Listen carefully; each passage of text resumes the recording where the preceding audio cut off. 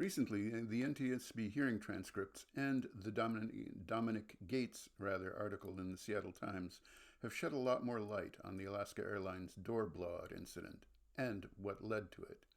First, even though more information has come to light, the proximate cause of the door plug bolts not being installed was never discovered. Nobody recalls installing the door without the bolts.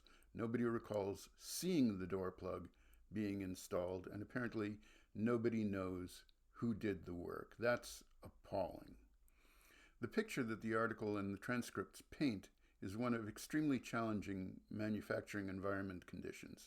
Various teams on the factory floor have various specialties, among them door installation.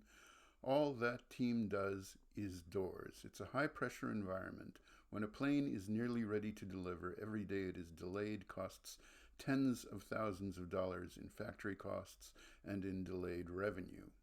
The door plug came installed from the factory at Spirit Aerosystems. That's where the fuselage was manufactured.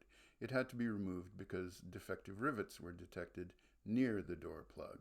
This shows how spinning off Spirit Aerosystems added complexity to Boeing's manufacturing. A Spirit Aerosystems mechanic working on site at Boeing had to be called in to do some of the work. In a previous video, I mentioned that the percentage of Boeing factory workers with at least 6 years of experience had sharply declined. But experienced workers are needed when you have a factory with specialized teams for various parts of the product, especially when that product is a low-volume, extremely complex, and was first engineered decades ago and costs tens of millions of dollars per unit. A factory that produces products like that relies heavily on diligent workers and inspection to maintain quality levels. Inspection is the enemy of high-volume factory output, but there's no way around it when your output is currently less than 1 unit per day, and maximum capacity is maybe double that.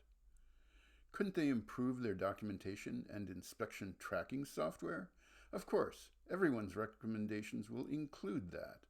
But the problem behind the problem is that it's impossible to align incentives when you're under pressure to raise output. Boeing's existence depends on cranking out as many 737 MAX airplanes in the next 10 years as they can.